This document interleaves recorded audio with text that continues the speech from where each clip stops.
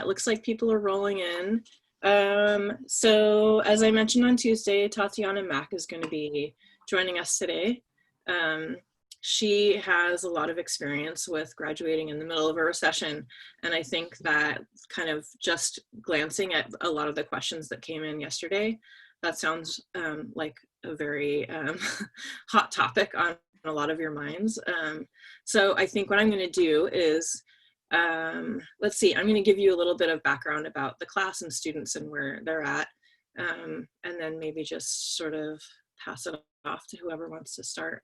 So this is the second class in a series of interactive media classes. So all these students are juniors and seniors, so they have like really, really solid design background. And this class is very interesting and fun and terrifying because they, a lot of them have never coded at all before the first of the series. And so they get very remedial, here's HTML, CSS, and then they design like to their heart's desire what they imagine the perfect website would be, and then they have to figure out how to code it. So I love that we're super scrappy. We basically are just getting it done, however, by any means necessary, and just kind of learning along the way, making messes, figuring out how to fix them. So it's a really fun class that way. So they're incredibly creative, incredibly great designers, trying to sort of learn how to code. Yeah, let's see. And I'm kind of like, I have some design background, but I'm like, I love front end. I love like the interaction part of the web. And so that's kind of where I'm coming from, is like some design background, but mostly I'm a coder.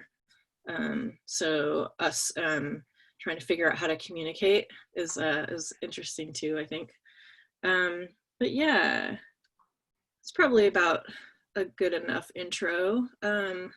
Does anybody, let's see, how many students do we have? I'm gonna do Brady Bunch. Okay, we've got a pretty good turnout already. It's like 9:01. Does anybody want to jump in and start asking? And if you have a question that you want to give to Tatiana, but you don't want to like speak out loud in class, you can always ping me. I have Basecamp open, so that's another option. Yeah, and we'll just take it from there, and I'll kind of fill in with the questions that you posted in Basecamp as well. Ready, go.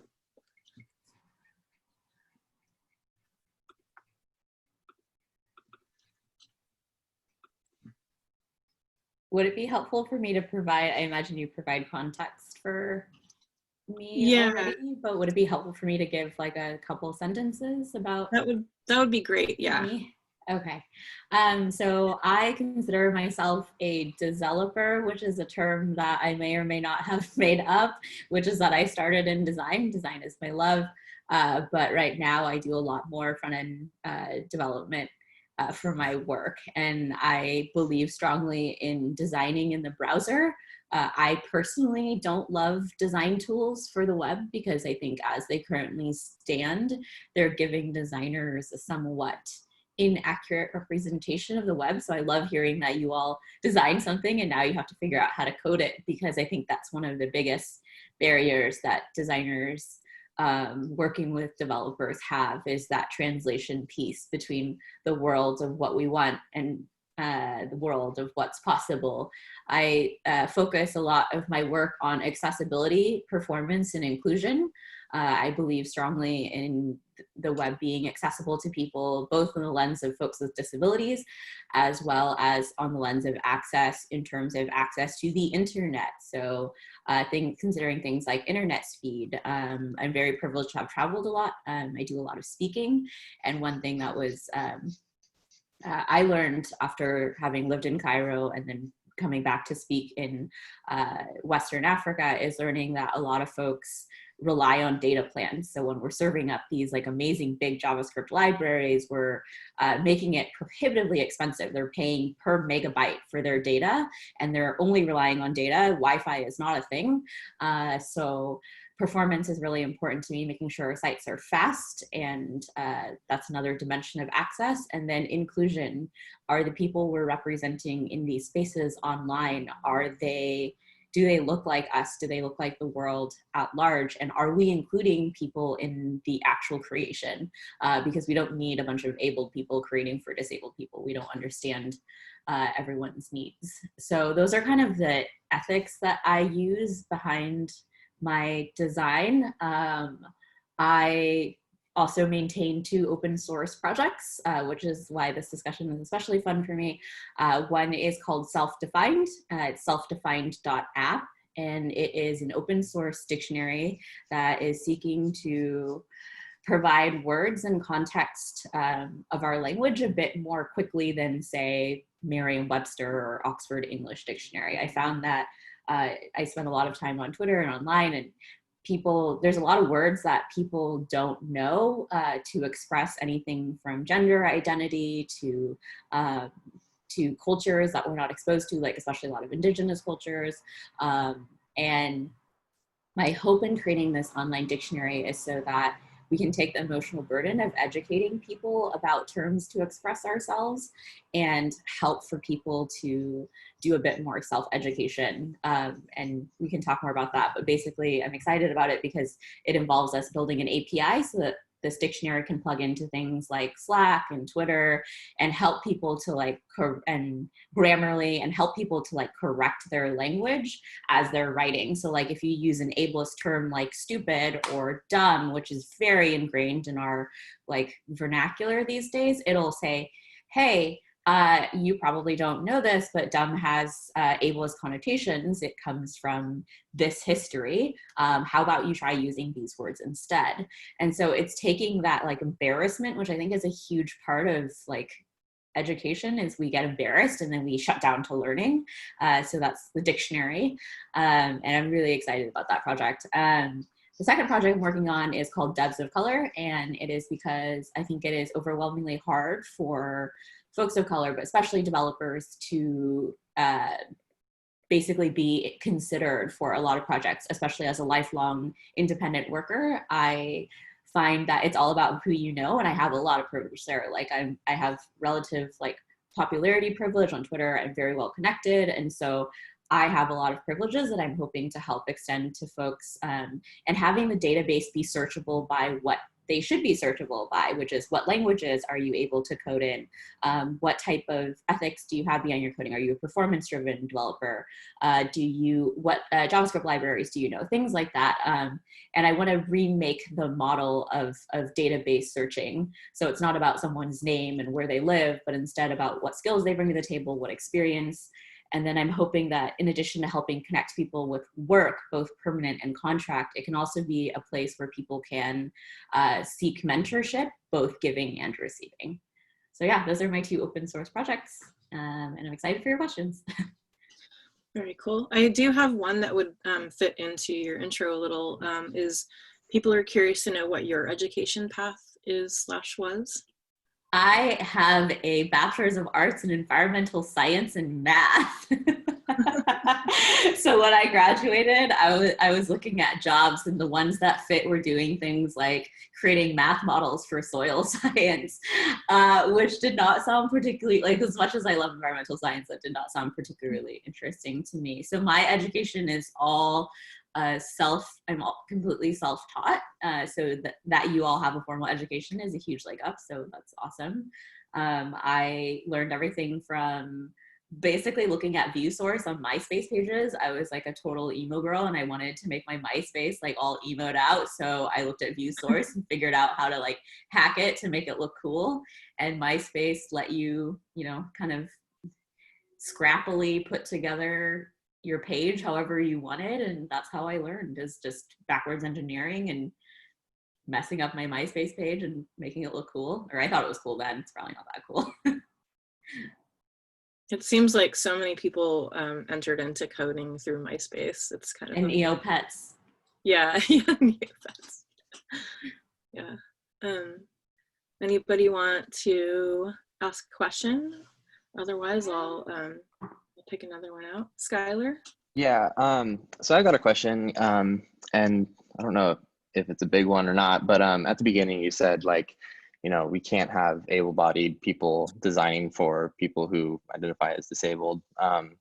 So I'm curious, what would you say, like, you know, ethical curiosity looks like, and how can we, because, you know, as designers, we will be designing for people who we maybe don't identify as.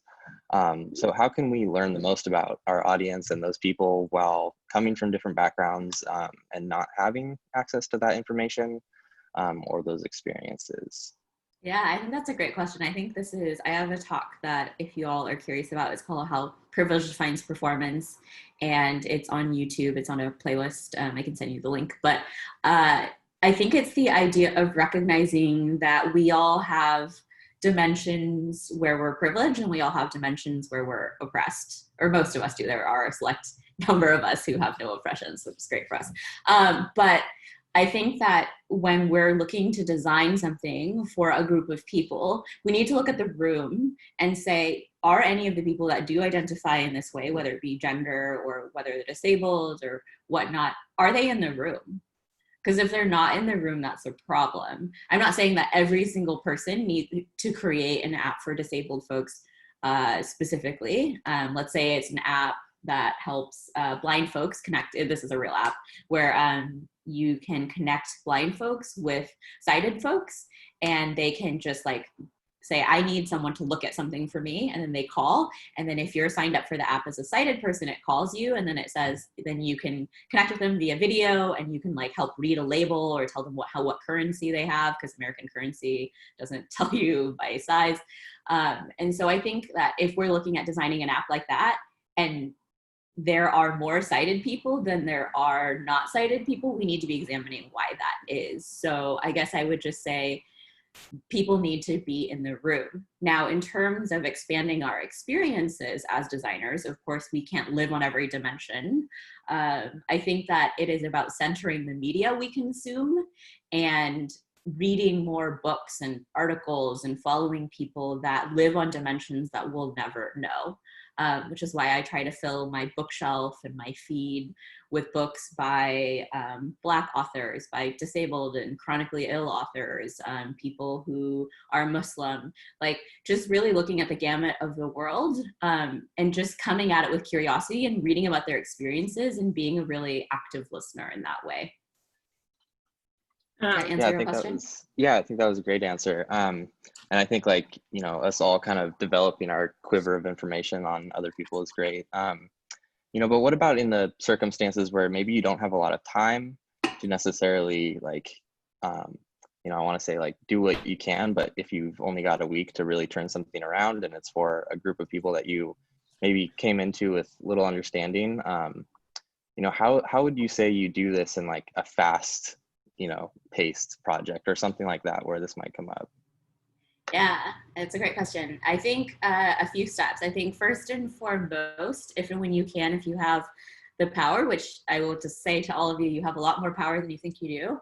Ask why the timeline is what it is. Something I'm working on is decolonizing time, because like if you think about why you're on that timeline, it's because we're forced to believe that time is valuable because it equates to money earned or lost.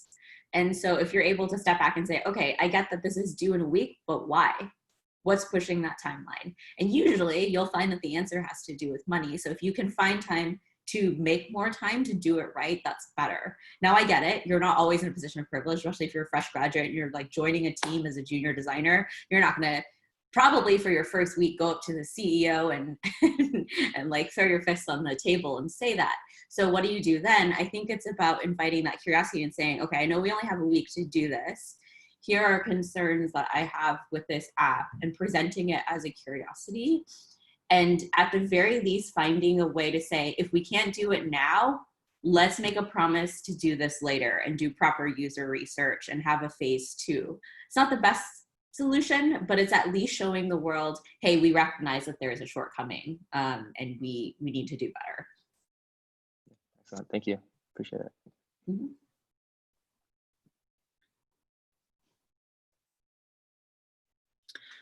There have been a few questions asked about how is COVID-19 adjusting your projects? For us, we have kind of tried to find ways to make our projects centered around something that will make us feel better, something that will make us feel like we're helping in some way. Have you been having any feelings about that? Have your projects changed? Yeah, I think I'm in a really unique position because I'm permanently independent. I don't, it's not like I work for a company that had to like shift to going remote. I've always been remote. Normally I travel a lot and I do a lot of international speaking, and I had like basically my entire schedule cleared. I had like basically an event a month or 2 events a month for the rest of the year, and they all just completely fell off my calendar. So that put me in this, okay, now I got to figure out how to make money in a different way. So I just like basically reached out to folks in my network and asked them about contracts. The weird thing about this, I think that we often forget, is for as many businesses that are unfortunately shuttering and closing, many businesses are able to thrive and are required to thrive in this environment. And I think being independent, I have a huge privilege in that companies are a little hesitant to add someone on as a salaried employee right now, but they still need work to get done. So I'm able to come in as a contractor. They know exactly how much money it's going to cost, and then it's going to be over at a certain point. So I think in terms of adjusting that way, I've been very privileged in that. In terms of the projects themselves, I read this really interesting article. So I experienced depression and anxiety and suicidal ideation. And so I read this article, which I would put a content warning on this article in general, but it is about how folks that are used to trauma are actually doing better now than they were before all of this happened. And I highly recommend that article if it's not triggering to you to read, because it really resonated with me, because I was like, I'm not gonna say I feel fine, like certainly I've lost a lot like we all have, but there is a huge part of me that's like, oh weird, I'm kind of the stable one amongst my friends that were okay before this. I would love to know what that article is. Yeah, I can find it after the class and send it to you. Yeah, that'd be great. I have a question. Yeah, go for it. So how do you like sort of manage your like the time that you spend being online and on the computers and stuff and on your phone and stuff with like your real world experiences and stuff? And I know it's kind of difficult right now, and you said all like your events got canceled, but like just like in general, like how do you like tend to like manage that? Yeah, I think that something I did a long time ago is I recognized that the benefit of working for myself is I get to make my own schedule. And so how I formulate my schedule broadly is that I recognize at the beginning of the week, I have a lot of anxiety around like little things. Like it stresses me out when my inbox is full. So Monday, my singular goal is inbox 0. Every Monday I clear out my inbox. And then Tuesday, Wednesday, I do like conceptual work. So if it's design, that's when I'm doing like my scaffolding, my wireframing, my mood boarding, like very exploratory work. Wednesday, Thursday, that's when I do more executional work. So I'll be like, I need to code like all these modules for these 2 days straight. And then Friday is when I try to like take it easy and I wrap up things. I address any communications that I didn't on Monday. Maybe I do like a fun just for me type project. And then I make sure that, especially working out of my apartment, I don't have like an office. It's basically my living room that I work out of.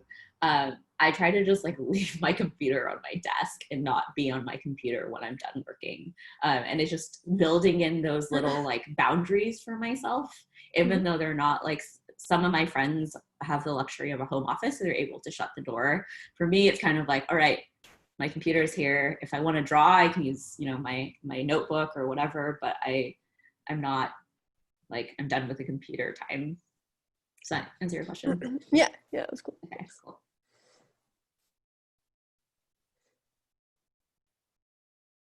You all have such cool spaces. I'm like looking at everyone's house because I'm unintentionally nosy. I was muted. I really love that about Zoom. I had like a happy hour with a bunch of artists last week, and it was so fun to see everyone's space. I loved it. Yeah, I read something that gave me a new perspective, which is a lot of students that are migrating to Zoom now The backgrounds are really helpful for students that are more in endangered home situations. So it's able to help them to like mask their background to keep like their anonymity intact. And I thought that that was like a helpful perspective. And one, kind of going back to Skylar, your question is like, that's not something that like I didn't grow up with a lot of money, but I was in a safe household more or less. And that's something that just is outside of my radar. And so reading that helped me to say, oh, here, when I'm designing a product like Zoom, I need to consider these sorts of situations. Mm-hmm. Yeah, and also, you know, allowing people to come in muted and be able to control their, if you can see them or not, and making sure that you have that conversation that says like you are not required to visually show up, you know, because some people it's just too challenging. Yeah, that's great. I've often thought about just getting a sheet, because my office is a disaster because it's like everything in here, you know. But just getting a sheet and then I could be anywhere I want. Just find a picture on the internet. Yeah. Let's see, other questions, or I can keep going down the list.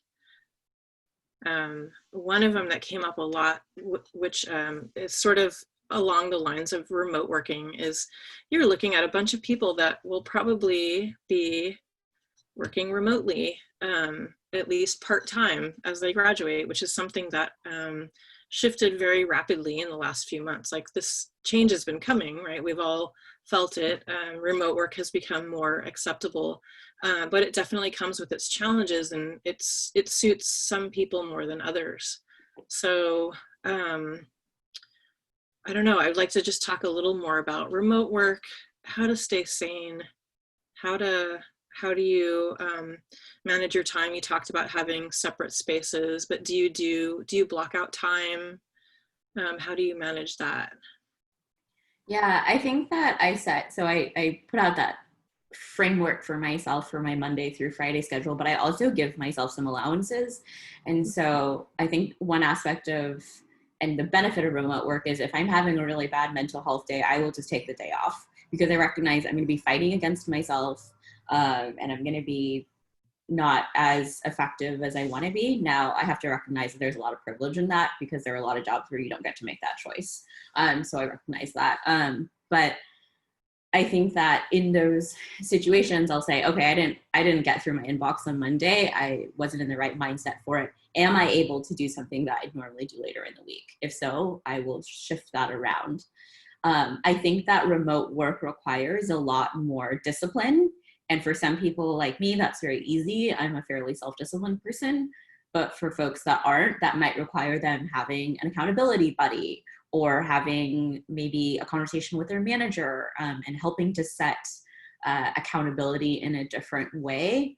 But I think that in general, remote work and shifting towards it, I read a really good article, which I'll also share with you, by this woman named Kia Brown. And she talks about how she's been asking, she's a writer, and she's been asking for remote work for years. She's disabled as well, and people have not allowed her to work remotely.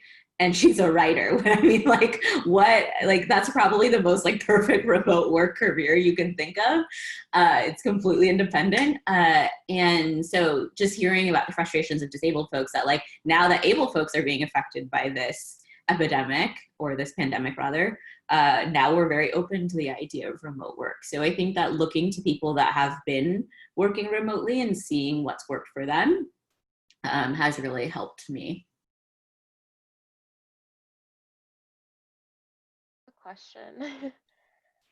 Do you work primarily just by yourself, or do you have like a team that you work with? That's a great question. I do both. So I would say that my projects can be split fairly binarily into projects where I'm acting as an independent consultant. I'm coming in, let's say I'm giving an accessibility audit on a site. I implement all of the changes through development, and then the client reviews it, and then it's done. And then there are situations as an independent contractor where I'm basically working as another employee. So I'm integrated as much as is legally responsible into the team, and am collaborating with like a backend developer and with a UX designer, with a copywriter, with a marketing manager. And so for me, I love it because I am always changing what team, and I think humans are really fascinating. So I love figuring out how to work with like a new team. And then I love just that there are projects where it's all on me. And if I get it done, it gets done, and it gets done how I want it. So I do both. In terms of like the projects where you work just with yourself by yourself, how do you deal with like getting, like, I guess critiquing your own work? Because I know that's like a big thing as like designers is, and especially in school learning design is like we critique each other and we have a lot of feedback that we get. How does that work in terms of like you working on a project that's just primarily you see it and then you like give it to someone else? It's like a, yeah, I don't know if that makes sense, but yeah. It does. It does. I think that's a great question. As an independent person, it can be very easy to be myopic and to just be like, well, I think it looks great. It's done. And you lack that sort of critique culture that school has taught you to embrace. And it's good. It's important. I build in to my network people that I trust on different axes that are far smarter at me than all the axes. I'm very much a generalist, if that's not clear. So I have people that are like big accessibility people that I can say, hey, you know, Marcy, Lindsay, can you look at this code? And then I try to offer them in return, like, if you ever want me to look at something from a UX design perspective, which is where more of my expertise lies, then I'm happy to do that to you. So I think it's important as independent contractors to maintain a network of colleagues who you can ask to review your work. You should never send things out into the world without them being reviewed. So it's on us when we work independently to find ways around that. Great question.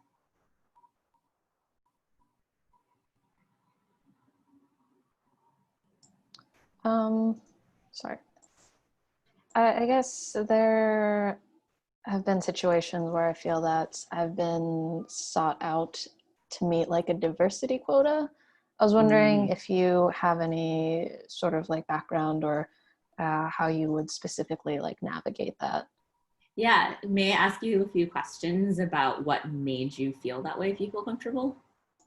Or what like sent off your, which is valid and I trust it, so I'm not questioning it, but like what sent off the spidey sense for you?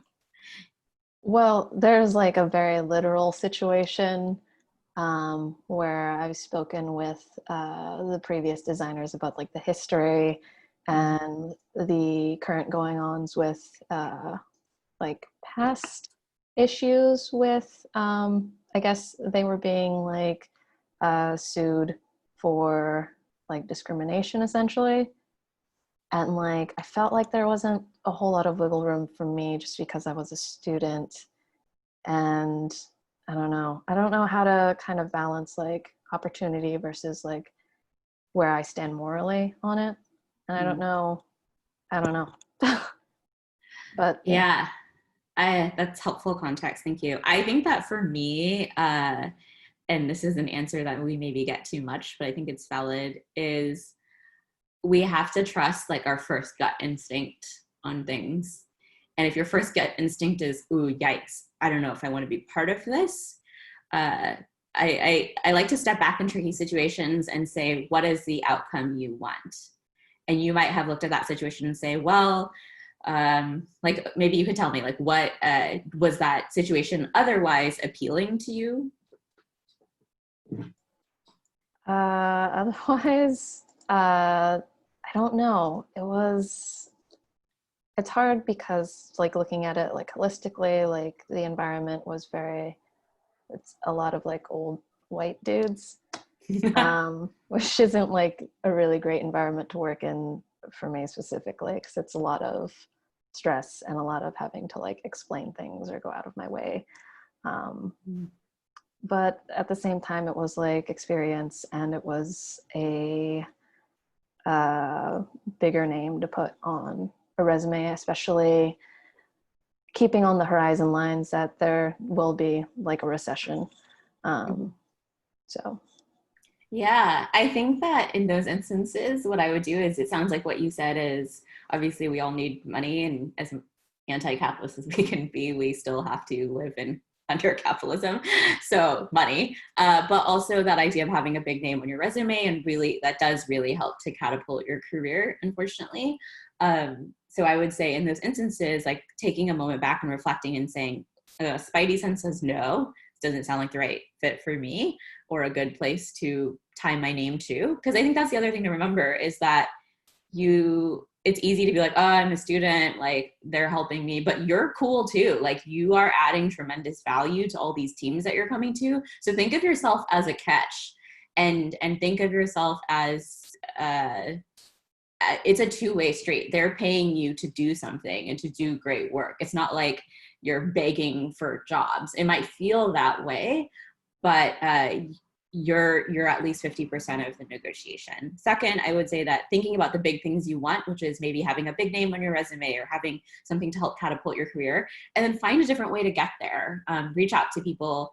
I think that that's like the lesson I've learned the most is that people are a lot more willing to help, but often people that are in positions of privilege don't know how. They've never had to learn how to help. So reaching out to them and being like, hi, I noticed that you're similar to me in these ways. This would be very helpful to me. And then offering something in return. I'm really good at doing X, Y, and Z. If I can ever help you with that. I think that finding people to help champion for you. Like if you had told me about that situation, I would have gladly figured out a way to navigate that with you, and to use my privilege to help you with that. And that I extend that offer to all of you. If you ever in a situation and you need advice, you can always email me, DM me, whatever. I do get a lot of messages, so if you don't hear from me, just like reping me. It's not me like ignoring you. I promise I'm not ghosting you. It's just yeah. So you can always ask me. Along those lines, I looked at your site and saw your agreement for speaking that kind of outlines a lot of things that are requirements for you for speaking engagements. Like you don't ever want to be the token minority, that there's a diverse panel if you're on a speaking panel. And that felt really powerful and amazing to read and see that. And I know that comes from a place where you've gotten to speak a bunch and now you get to kind of set the rules, but can you kind of talk about the evolution of that and what all is in there? Because I'm assuming a lot of you didn't get a chance to get to that point in the site, but just talk about that agreement because I thought it was really awesome. Yeah, so I think that a lot of my success is attributed to luck, and I know a lot of people would not admit this, and people actually get quite fragile when you try to tell them that luck plays a lot into success, but it absolutely does. Luck is a huge part of why people get successful. Being in the right place at the right time, having been born into more favorable circumstances, that's all luck, and we can't help that. And this ties back to the talk that I wrote that I'll share with you all. But I think that I was just really lucky with speaking. I was writing I got reached out, which is again luck, to write for A List Apart. I don't know if you all know that, but it's kind of an old, I would say old in the sense that it's been around for a long time and they write about the web. And so I got reached out to be an editor. That was Eric Meyer's project, right? I don't know if he's the one who's, Jeffrey Zeldman is currently the editor-in-chief of it. Yeah, but I don't actually remember who started. I probably should know that as a former editor. But I got reached out to be an editor for that. And I noticed that everyone I worked with was white, and I was like the token minoritized person on that team. And so I tried to recruit a lot of writers for that. One of the folks that I met through that recommended me and connected me with my first speaking engagement in April 2019. And I gave this talk that I will share with you all.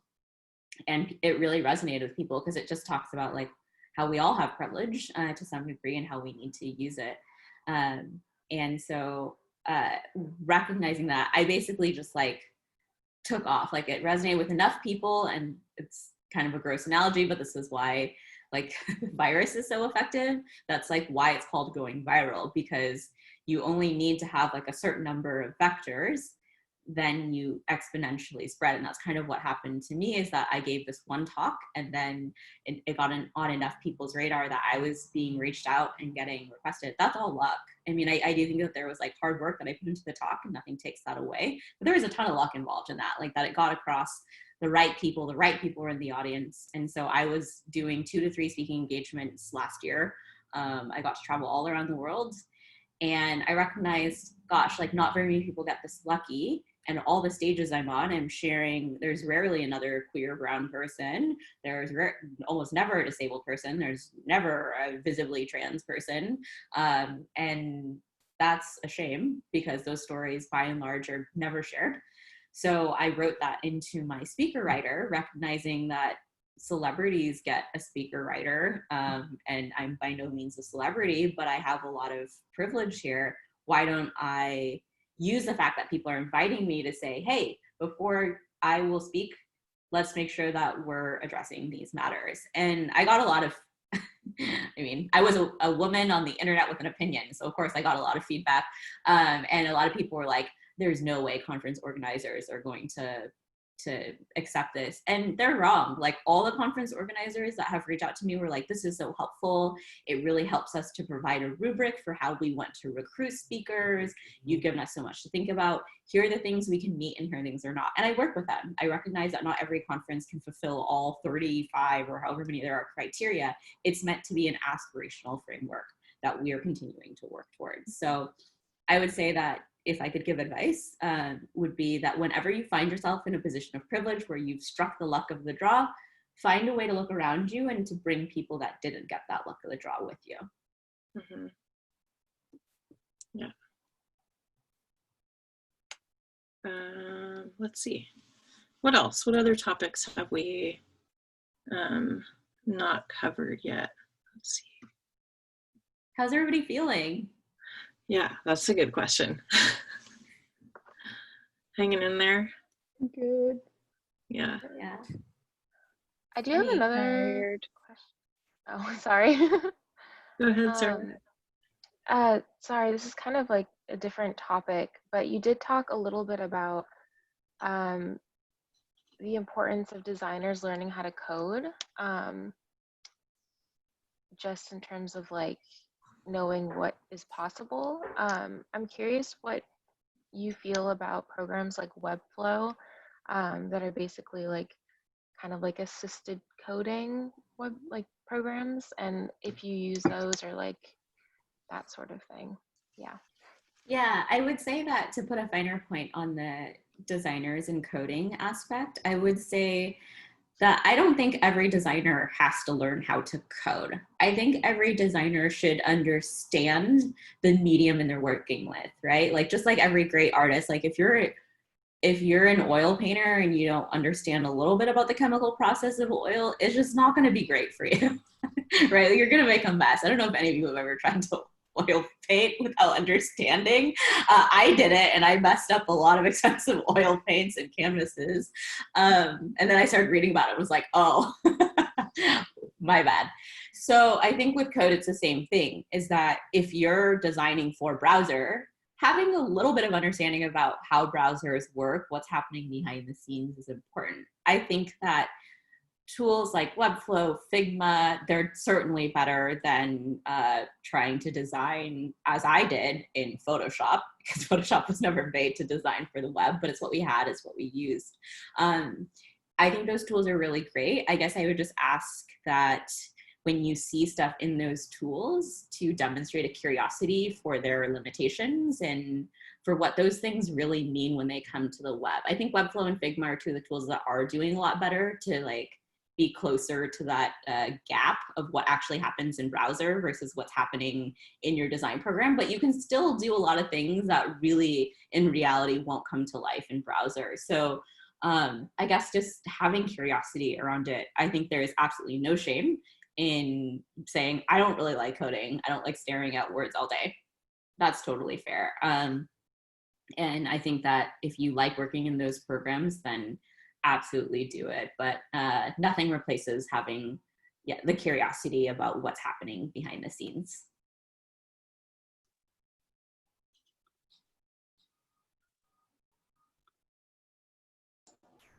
I guess I don't know how to phrase this. I guess what are your steps about or rules of thumbs about thinking about decolonizing design?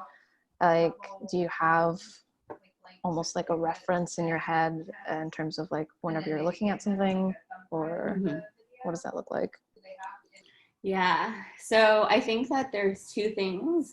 One is just reading a lot. I read a lot, and that really helps me to re-examine my own biases, my own shortcomings. And I think the other one is just curiosity, and I can't stress that enough. I think in design, and this is also in my talk, but in design we overplay empathy. I actually don't believe in empathy as a concept. I think that if we placed empathy with trust and curiosity, I think we would be a lot better off. There are several books that help to examine, I think, several dimensions of biases that I think are really helpful. One is Algorithms of Oppression, and many of you might already know about that book, by Sophia Noble. And another one is, gosh, I'm blanking. Technically Wrong, I have it right here, by Sarah Wachter-Bechter. I really like reading books by people with names that are less centered in society. This is a great book. They're books that just help us to remember that computers don't make decisions. Humans do, but it's very easy to abstract like the what we do from the people who create it, if that makes sense. And then there's another book, if I could reach it.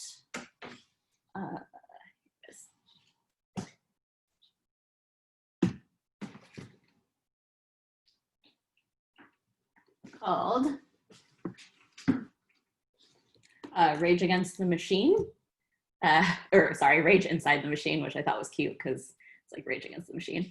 But it talks about algorithms and how the internet is really like forcing us to become like really bigoted, unintentionally or intentionally, depending on who you ask. So I think just like reading about how algorithms and how, especially now with the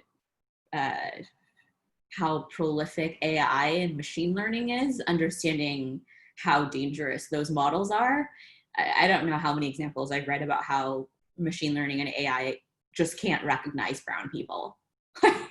Like just like don't recognize us. That's so scary for so many reasons, because then you start thinking about AI being connected to things like automated weapons, or not recognizing us for like health and safety sweeps and things like that. So I guess my long answer being, I think the decolonization of design requires us to constantly examine the structure, always chase things back to money.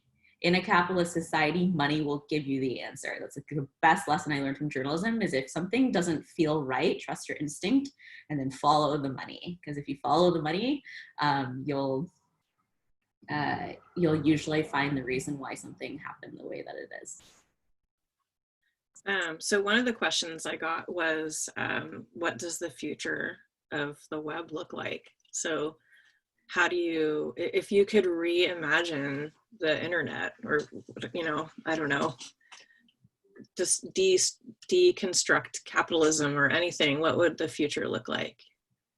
Ooh, I have to say, as an aside, I was never really a big sci-fi person until recently, and I'm just now learning that sci-fi is like the avenue by which we can explore and examine models that are completely different from our own. So I would encourage like reading like sci-fi tech books, especially. But I would say that if I could look at the web in a new way, I think that it would be about bringing almost the web back to what its original intent was, which was to be a web for all. Like I think so many people quote this, white guys in tech love to quote Tim Berners-Lee, the father of the internet, because he did have a good idea, which was that he wanted the web to be for all. He has this famous speech at the Olympics, I don't remember which one, bad for bar trivia, but he was all about creating a resource where everyone could access information. That was the point of the web. But at some point, capitalism, the virus, took over the web and made it into this like monetization tool that monetizes exploiting our data. So I would see the future of the web in my ideal world as being a place where people can connect with people that they'd otherwise not have the resources to. Like, I remember when I was a teen, I had friends in like Madagascar that I played spades with, or words with friends or whatnot. And I made friends on LiveJournal that like the same like weird emo, like niche emo bands that I did. I ran an in-sync web ring in my day. And so like, these are the things that like help us to create community and to make the world feel smaller and to give access to people. So long as they have internet and a computer, they're accessing knowledge and understanding of each other. I think that's really like what, in my opinion, what life is about, is to enrich in human understanding. And I think the web is a tool for us to do that. So I think that's how I would cast the future of the web, is where we can all create websites about ourselves and we can learn things about each other and the world. Do you think that this COVID is kind of helping that now that everyone is stuck at home? Yeah, I think that it's forcing us all to really think about humans as perhaps the virus of the earth. And I know that's like a really depressing thing to say, but if we look at the way, I'm a really big, I did study environmental science. If I could ask everyone to read one person, it would be about environmental science, it would be E.O. Wilson. And something he said was that if we were to take away, say, ants or flies, he was really big into ants, but if we were to take ants, the entire world would destruct. Like, if we remove them as a species, like the entire ecosystem would collapse. Because of how ants break down the earth and the soil, and that's the foundation of a lot of life. If we were to take away humans, there would be no catastrophic damage to the environment. And I think what we're starting to see with COVID is like things like, I imagine many of you have seen this, is like pictures of Venice, where Venice is clear again. There's like all these fish that no one ever knew were swimming beneath all of the touristy gondolas. And so I think COVID is kind of making us realize that we are animals on this earth. And so we've made things so complex. Like, we've created computers, we've created like human life, like in artificial human life, like we created all these things. But really at the end of the day, was all this complexity worth it?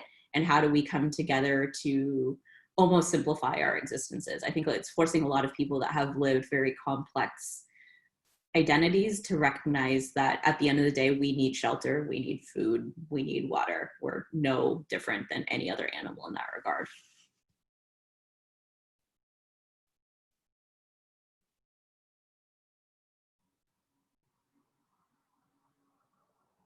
I would love to, this kind of, your talk about making the web more, kind of more dispersed and more personal, more human, less monetary data. I mean, data is a fantastic tool if money is not involved, but it kind of, I feel like we could, that the open source world, the abilities for us to share and work on projects together, the tools are in place, and so I'm curious to see what happens with open source because of COVID, if it changes, I don't know, it feels like the world is splintering right now, and I could see open source kind of playing a major role in that. I think that's the thing, is that, like, if I had to say one thing about COVID, is that I think it's making a lot of people that don't spend as much time reading decolonization theory and anti-capitalist theory as I do, is that money is completely fabricated. Like, we don't need money to survive. We need money. Money has become a conduit by which we're forced to survive, if that makes sense. And open source is kind of a cool, I think at its heart, a cool movement against that, which is that, like, I work on open source because just like very personally, I'm sick of explaining to people that the word dumb is ableist, and I'm sick of explaining certain things. And so I want to build this to take off that burden and to educate people. I think that we're all forced to live under capitalism, that every motivation is money driven. And I think there are very few people that are that greedy, but they've managed to create this infrastructure by which their greed gives them the most power to perpetuate their greed. There's like the saying that I love, which is, the elephant is strong, but the ants, there are many. And I think what we're learning now is that we, the ants, need to do a better job organizing to take over the elephant. And I think open source is absolutely a place to do that. Like open source is where like space or where like rocket ships and like I got to attend GitHub as a problematic organization, but I got to attend GitHub Satellite as like a open source maintainer, and I got to hear about how all of the astronauts that figured out how to create the image of the black hole, they were all there, and we got to ask them questions about that. And it's all on like based on open source technology. Like how cool is that like all of that, it's not proprietary, it's like what people who just really care about space want to do. I think we can go back to that, and we can find ways to stop making everything about money, because money is not necessarily serving us right now, no, is it? I mean, it certainly helps, I will say, to make things more palatable and easier to deal with, of course, but yeah. In terms of open source, I don't know very much about it. I just watched like one video. So this is coming from a very like small little pool of knowledge that I have. Sure. But it seems to rely on like voluntary labor. And I know that some companies monetize off of their open source software. So I guess like, I guess it's like, what are the ways that I guess people are or what are ways around like making sure people aren't being taken advantage of, especially folks that are like historically have been taken advantage of and not been recognized for their work? What are the ways around that in terms of like open source software? That's a great question, and I think it brings up something I'm working through, which is like the intermediary step between like decolonization as a goal and capitalism where we are. And so I, as an open source maintainer, have a couple avenues. There's something called Open Collective, which is a place that gathers money and sponsorships to help financially support open source software. And I think it's helping to present a model for organizations. Like, think about this. Facebook is built on open source software. That's so messed up. Facebook is like billions upon billions, makes billions upon billions of dollars a year off of the labor of open source technology that it does not pay for. And so organizations like Open Collective help to provide a model by which to say, okay, Facebook, you made $5 trillion last year. How much of that are you going to put towards the open source technology that you're using? So I started an Open Collective for my own open source project. And I think that that's where open source needs to shift, is we need to recognize that while, yes, the ideal is to not make everything about money, we still live in a capitalist society where we all need to eat. And to your point, it is far easier for me to get like 30 like white European dudes that are making a decent salary and have like socialized healthcare to help me than it is to get like queer, disabled Black folks to help me who don't whose time is like so valuable to them because they work hourly jobs or whatnot. And so for me, I'm trying to figure out a way to build that money in such that as an open source maintainer, I don't necessarily need that money because I'm able to make money other ways, but how do I pay folks to do things like write definitions for me, which is an emotionally taxing thing? How do I sort of create opportunity for folks where money is a hindrance to them and they do need to make money for their time, and balancing the idea that it's not going to be fair. Like if a Chad comes to me and wants to help with open source, that's great. I'm not going to pay him for it because he has other means to live. And I think that that gets really tricky because while it's fine for minoritized people to be exploited, it's not fine for majoritized people to feel exploited. So that's a balance that I'm trying to work through. It's like, yeah, you're signing on to this. You don't need this money. So like you're donating your time for sure. And I'm going to pay this person who does need the money. And that might not seem fair, but here are the ways in which the system was stacked against them. So I'm just trying to unstack the system, if that makes sense.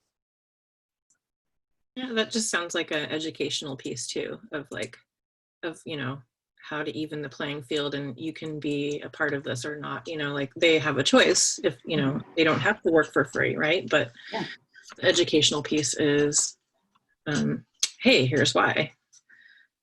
So you brought up GitHub, and I would love to talk a little bit about it. They're all using Git and GitHub Desktop and GitHub for their projects, and now Microsoft owns GitHub. So I would love to hear a little your opinion on that purchase, and that they own all this open source software now.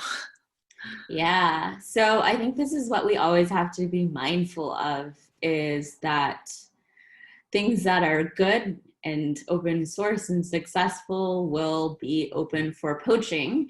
And the poaching model is actually a very good analogy, because they either poached and get held as pets, like exotic pets, or they get poached and killed. And that's, I think, one of the like saddest parts about the mass corporatization of tech, is that a lot of companies will kill off their competitors that actually made better products than them. I think about, of course, examples are blinking me right now, but there are so many examples of really great software that I was really gung-ho about by a small team, and they did it right, and then they were bought out because they were sought as competition. What do I think about the purchase of GitHub? I think that GitHub as a tool is incredible, and it's great that you're all learning how to use it. If I could give an aside as advice, the way to get used to understanding Git is to just keep doing it. Use it on your projects as though it's a massive project, and force yourself to create branches. Force yourself to understand how to rebase. Force yourself how to deal with complicated merges that are just your own code.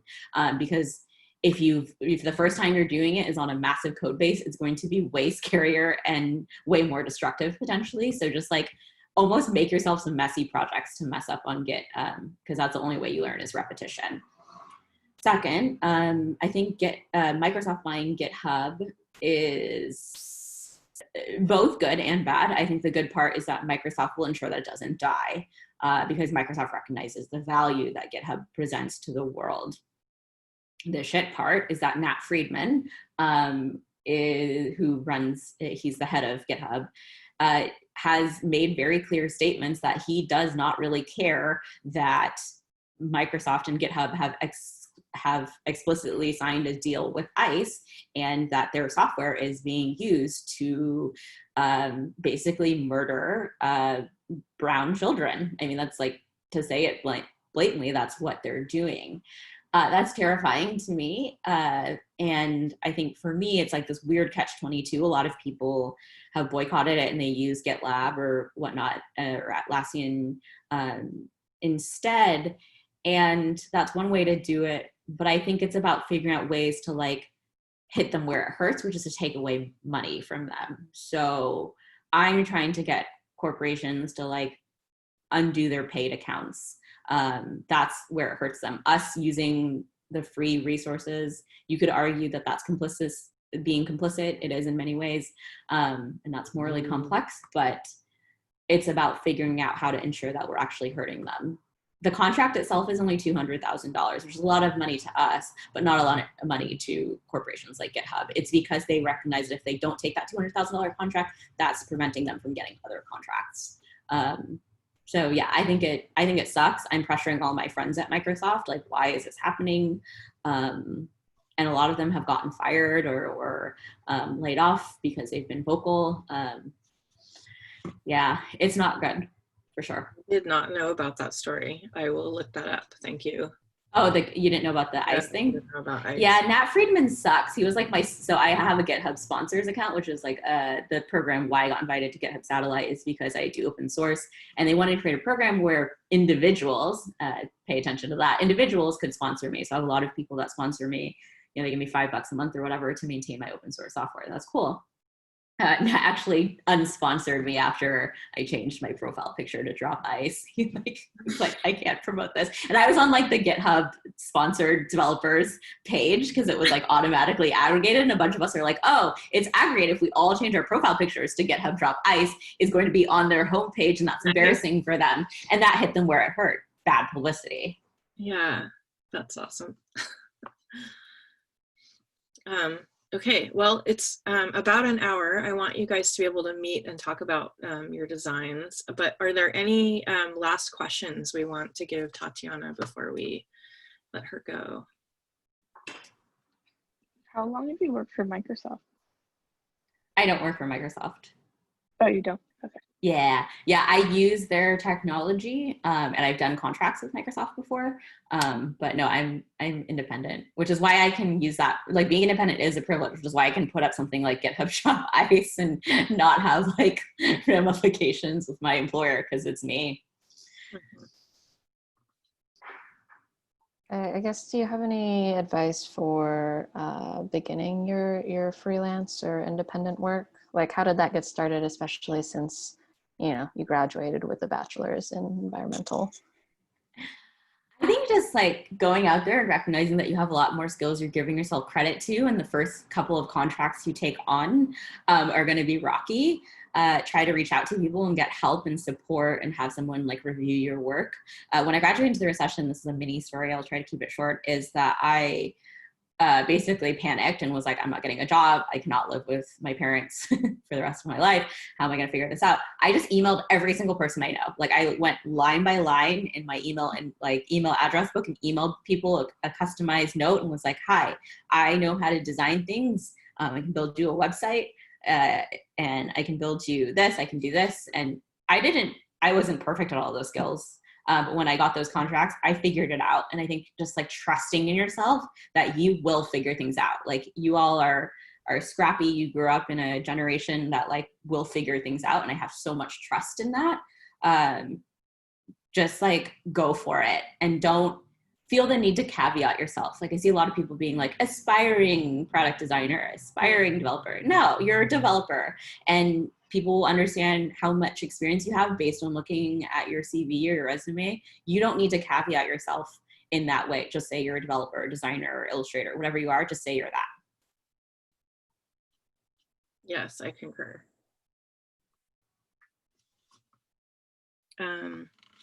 Okay, well, I think that's about it. Thank you so much. This was amazing. Yay. Thank yeah. you for listening to me talk about myself. I'm such an egomaniac. I was like, oh, you want me to talk about myself for an hour? Sure.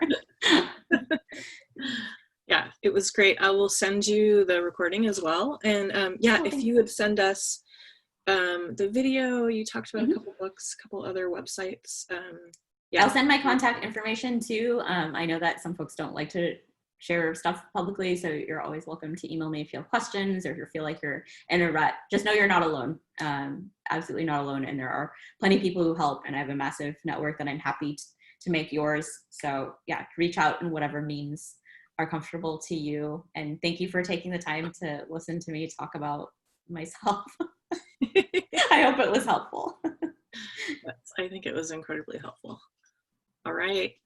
Take care. All right. Thank you so much. Bye. Thank you. Okay, so design comps. So hopefully you have at least something, if it's a wireframe, if it's a list, anything that you have. I want to break you up into rooms just to sort of talk through your ideas. Things that can be helpful for each other is if you have any ideas for interaction, like if you're looking at design ideas and you're like, oh, it would be cool if it did this, that would be really helpful. Any like red flags you see about coding that might be tricky, just kind of, I don't know, be helpful. I am going to use breakout rooms. Let's see. Manually create 16. Oh, I have to do math. What's 3 into 16? 5. I'll do 6 rooms. Okay, hold on a second. Yeah, so how did you guys think that went? Let's while I'm breaking you guys out into rooms, let's just have a little discussion about what you thought. She's really sweet. Yeah, it was so generous of her to come spend an hour with us. It was really great.